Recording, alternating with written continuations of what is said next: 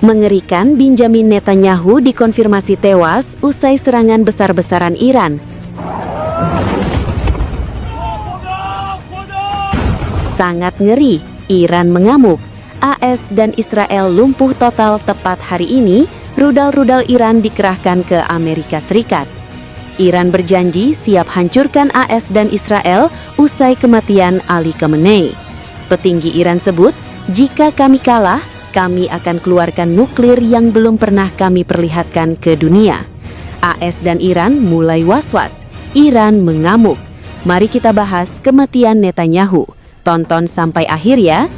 Perdana Menteri Israel Benjamin Netanyahu dikabarkan kabur ke Jerman saat negaranya terlibat saling serang dengan Iran sejak Sabtu minggu lalu.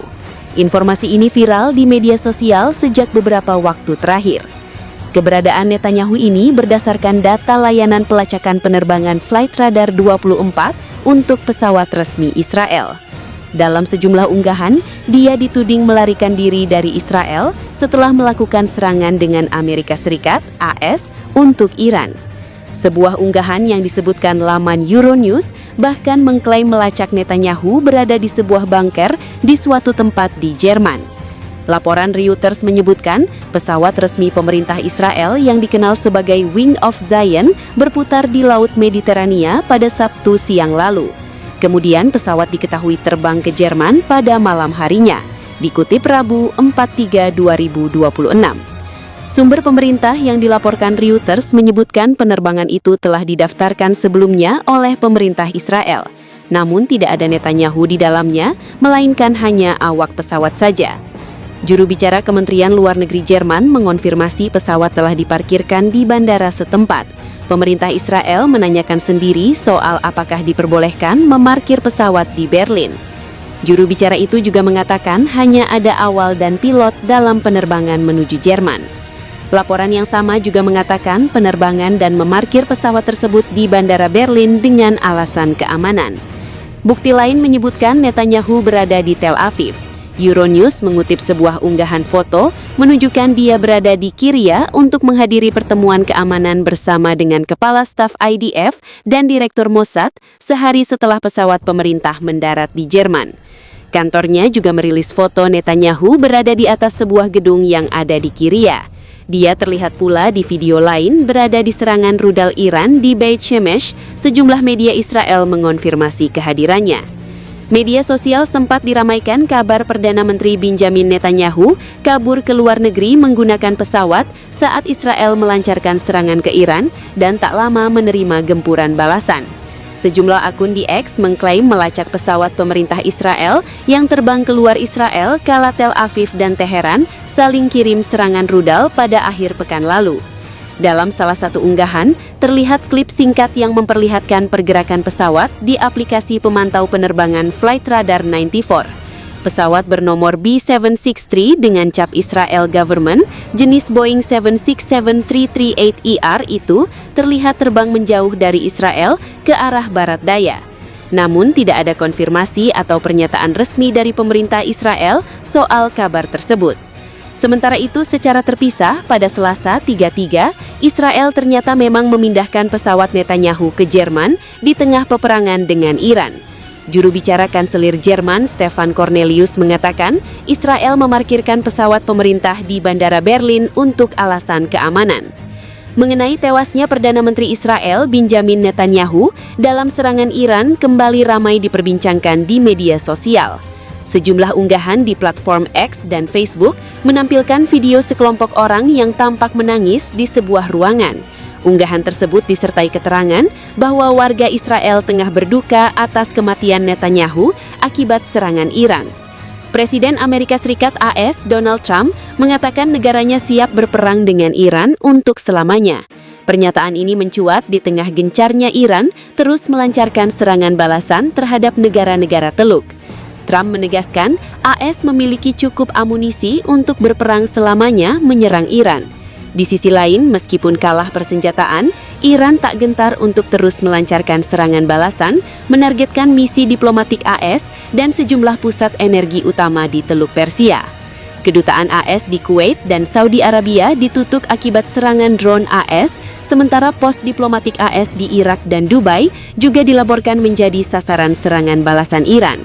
Iran dilaporkan membombardir ladang unyak dan kilang minyak di wilayah Teluk dengan risilai. Konflik kawasan Timur Tengah yang telah memasuki hari kelima turut berdampak pada perekonomian global. Pasar saham AS turun, sementara harga minyak melonjak. Pemerintahan Trump menegaskan pihaknya siap mengirim kapal militer untuk mengawal kapal tanker minyak melalui Selat Hormuz, jalur vital transportasi minyak dunia. Iran mengancam akan menyerang reaktor nuklir Israel di kota Dimona jika negara Yahudi itu bersama Amerika Serikat berupaya menggulingkan kekuasaan Iran. Seorang sumber pejabat militer senior Iran kepada Iran Nuansis mengatakan jika AS dan Israel melanjutkan skenario tersebut, risilai efektif terakhir Iran juga akan menargetkan seluruh infrastruktur energi di seluruh Timur Tengah.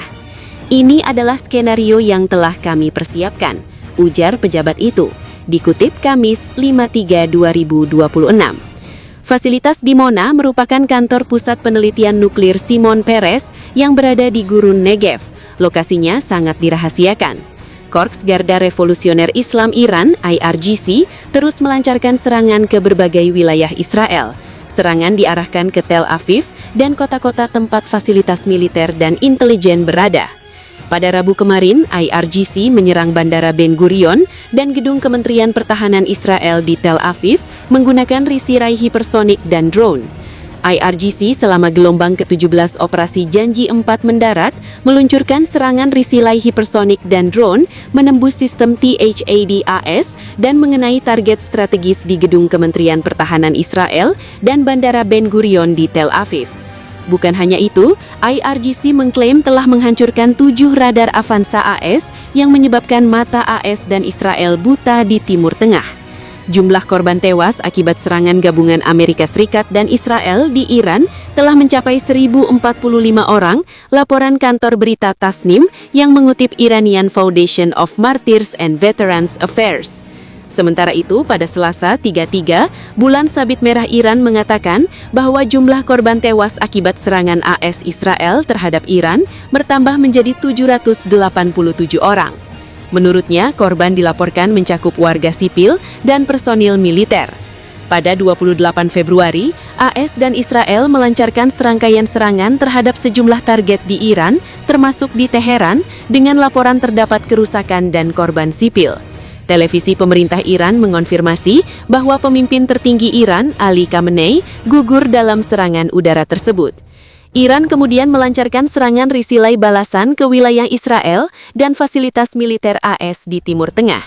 Ali Alizadeh, seorang analisis politik Jedal TV, mengatakan Iran memiliki sumber daya untuk melanjutkan perang jauh lebih lama daripada AS dan Israel, dan Iran memiliki waktu di pihaknya. Dengan demikian, Iran bisa memenangkan perang melawan AS dan Israel. Anda harus mempertimbangkan bahwa strategi pertahanan Iran dibangun di atas pembuatan risilai buatan sendiri yang sangat murah dibandingkan dengan pertahanan udara barat dan kemampuan lainnya, risilai atau drone yang sangat murah. Jadi, jika perang ini berlangsung lebih lama, saya pikir itu akan menguntungkan Iran, katanya dari London. Alizadeh mencatat bahwa meskipun Trump mengatakan dia sedang mempersiapkan perang selama 4 atau 5 minggu, perang 12 hari Israel-AS di Iran Juni lalu menunjukkan bahwa setiap hari yang berlalu akan menjadi lebih sulit bagi rakyat Israel. Dan kemudian kita harus melihat apakah Israel dan Amerika pada saat mereka kehabisan risilai anti pesawat dan bentuk perlindungan lainnya bagi rakyat Israel dan pangkalan Amerika lainnya bersedia membayar biaya. Jika tidak, Presiden Iran Masoud Pezeshkian menyampaikan pidato kepada negara-negara tetangga Iran. Pezeshkian mengatakan bahwa Iran berupaya menghindari perang melalui diplomasi, tetapi serangan Amerika Serikat dan Israel membuat Iran tak punya pilihan selain membalas. Kami menghormati kedaulatan Anda, kata Pezeshkian dalam 2 unggahan terpisah dalam bahasa Arab dan Persia di X, dilansir Al Jazeera, Kamis 5/3/2026. Iran percaya bahwa keamanan di kawasan ini harus dicapai melalui upaya kolektif. Tambahnya, Komentarnya muncul setelah Perdana Menteri Qatar, Sheikh Muhammad bin Abdulrahman bin Jassim Al Thani, berbicara melalui telepon dengan Menlu Iran, Abbas Araghchi, yang menolak klaim bahwa Teheran hanya menargetkan kepentingan AS di negara tersebut. Sebuah pernyataan dari Kementerian Luar Negeri Qatar mengatakan bahwa Muhammad dengan tegas menolak klaim Iran bahwa pasukan Iran telah menargetkan aset AS di negara Teluk tersebut, dan bukan infrastruktur sipil. Selama percakapan telepon tersebut, Perdana Menteri Qatar menegaskan bahwa fakta-fakta di lapangan menunjukkan bahwa serangan tersebut mengenai daerah sipil dan permukiman di dalam negara Qatar, termasuk di sekitar Bandara Internasional Hamad, infrastruktur vital, dan zona industri yang menampung fasilitas produksi gas alam cair. Menurut pernyataan tersebut, tindakan-tindakan ini merupakan pelanggaran terang benderang terhadap kedaulatan Qatar dan prinsip-prinsip hukum internasional. Presiden AS Donald Trump mengatakan para pemimpin Iran berikutnya akan terus tewas dalam agresi militer AS Israel yang sedang berlangsung. Kepemimpinan mereka dengan cepat menghilang. Setiap orang yang ingin menjadi pemimpin pada akhirnya akan tewas, ujar Trump kepada wartawan di ruang perjanjian India. Dan keduanya sepakat untuk mencari solusi diplomatik. Amerika Serikat dan Israel melancarkan serangan skala besar terhadap Iran pada hari Sabtu, menewaskan beberapa pemimpin tinggi Iran, termasuk pemimpin tertinggi Ayatollah Ali Khamenei. Teheran telah merespons dengan serangan pesawat tak berawak dan rudal yang menargetkan Israel dan situs-situs yang terkait dengan AS di negara-negara Teluk. Presiden AS Donald Trump telah bersumpah untuk menghancurkan rudal-rudal Iran, meluluhlantakkan industri rudal Iran, dan memusnahkan angkatan lautnya, serta menegaskan kembali bahwa Iran tidak boleh memiliki senjata nuklir. Serangan-serangan tersebut terjadi ketika pembicaraan antara Washington dan Tehran mengenai program nuklir Iran sedang berlangsung di bawah mediasi Oman. Mojtaba Khamenei muncul sebagai calon kuat pemimpin tertinggi Iran. Penunjukannya dinilai menegaskan menguatnya politik dinasti keluarga Khamenei sekaligus memperlihatkan dominasi garda revolusi dalam arah kepemimpinan Republik Islam di tengah krisis. Para ulama senior yang bertanggung jawab memilih pemimpin tertinggi berikutnya di Iran menggelar pertemuan pada 3 Maret untuk membahas suksesi. Putra dari pemimpin sebelumnya yang tewas, Ayatollah Ali Khamenei, muncul sebagai kandidat terkuat menurut 3 pejabat Iran yang mengetahui jalannya pembahasan. Pejabat-pejabat itu mengatakan bahwa para ulama mempertimbangkan untuk mengumumkan bahwa putranya Mojtaba Khamenei akan menjadi pengganti ayahnya pada pagi hari 4 Maret, tetapi beberapa di antaranya menyatakan kekhawatiran takut hal itu bisa menjadikannya target Amerika Serikat dan Israel. Mereka berbicara dengan syarat anonim karena membahas keputusan internal yang sensitif. Para ulama yang dikenal sebagai majelis ahli mengadakan 2 pertemuan virtual, 1 pagi dan 1 sore menurut para pejabat. Israel menyerang sebuah bangunan di Qum, salah satu pusat kekuasaan utama Syiah, tempat majelis dijadwalkan bertemu dan memilih pemimpin tertinggi baru, tetapi bangunan itu kosong. Menurut kantor berita Fars yang berafiliasi dengan Korps Garda Revolusi Islam Iran, IRGC, Profesor Vali Nasr, pakar Iran dan Islam Syiah di Universitas Johns Hopkins, mengatakan bahwa pemilihan Mojtaba Khamenei akan menjadi pilihan yang mengejutkan dan memiliki arti penting. Dia telah lama dijadwalkan menjadi pengganti, kata Profesor Nas, tetapi selama 2 tahun terakhir sepertinya dia hilang dari radar. Jika dia terpilih, ini menunjukkan sisi rezim Garda Revolusi yang lebih keras kini memegang kendali. Mojtaba Khamenei, 56, adalah sosok berpengaruh meski cenderung tertutup yang beroperasi di balik bayang-bayang kekuasaan ayahnya yang tewas pada serangan Amerika Israel pada Sabtu, 28 Februari. Mojtaba dikenal memiliki hubungan dekat dengan IRGC. Garda tersebut menurut 3 pejabat mendorong penunjukannya dengan alasan bahwa ia memiliki kualifikasi.